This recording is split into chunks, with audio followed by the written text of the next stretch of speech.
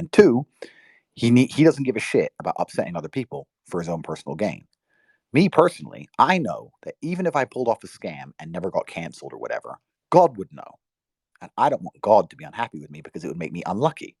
And I think it's better to be lucky for the rest of my life than make a few $1,000,000, especially when I already have money. You have to understand that God is always watching you.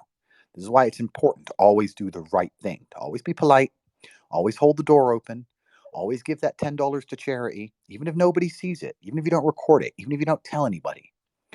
Always help that old lady crossing the road, always have a smile, always train very hard, always work hard and make as much money as possible so you can look after the people you care about.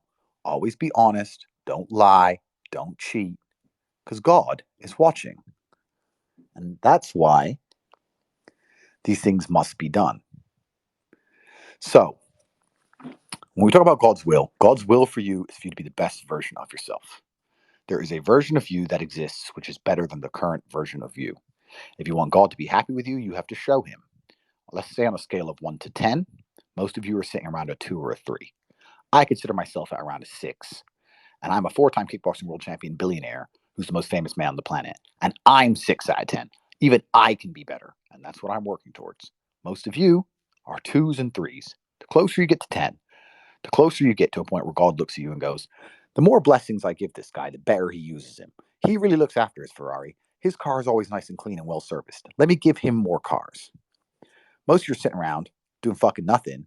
Cars are covered in pig shit or bird shit, and you're wondering why you're not getting any more. So, this is my lesson to you. It's Jesus' birthday on Christmas. It's a religious time. A lot of us forget that. But it's very important that you remember how to please God. I'm going to finish this with a quick story. Today I went to the gym. It's Christmas Eve. And I walked in the gym, and a young man came up to me, and he had tears in his eyes, looked like he was about to cry. And that happens a lot with me because there's a difference between being famous and being someone's hero. I was in London recently, and I was walking around Harrods, and the crowds, the whole place was shut down. You couldn't even move. The crowds trying to follow me around. And my personal security also works security, some very other famous people. And they told me about an actor, I won't say who. And they said, we did it for this actor and nobody cared. And I said, yes, because he's famous, but he's not anybody's hero. He pretends to be people on a screen. That's nice, famous, novelty, cool. I am genuinely the hero for these young men because when you're a fan of Tate, your life gets better. Every single thing I tell people to do will improve their life. Everything I tell you guys to do will improve your life. I'm telling you to work hard and please God. That will make your life better. I'm telling you to be honest and try hard and be your best version of yourself. That'll make your life better. Even if I tell you to join the real world or the war room, I guarantee that makes your life better. I don't try and sell you sugar energy drinks. I don't try and sell you crypto scams. I don't try and tell you to do anything that will detriment your life to make my life better. And that's the difference. All these other famous people out here, they want to use their fame so you do things to make your life worse and their life better. I'm the only one who says, if you follow Tate and obey every word, your life will become better. Your life, not my life, your life. And I do that because I know by making your life genuinely better, not in a scam, genuinely helping you, God gets happier with me and we both win. It's a win-win. So I was walking around Harrods and it seems like I'm genuinely the hero to people. So people get quite emotional when they see me. I help them through a heartbreak or help them through depression or help them with a medical issue. And they come up to me and they're like, you literally saved me. Anyway, I walked to the gym today and it's Christmas Eve, so it was empty. And I walked in, I start training.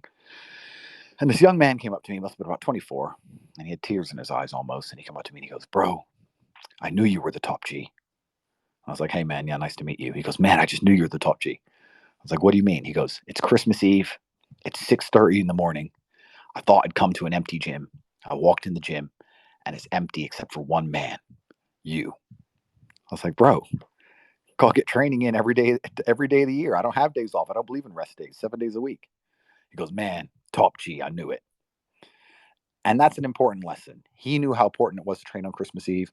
I knew how important it is to train on Christmas Eve. And guess what I'm going to do tomorrow?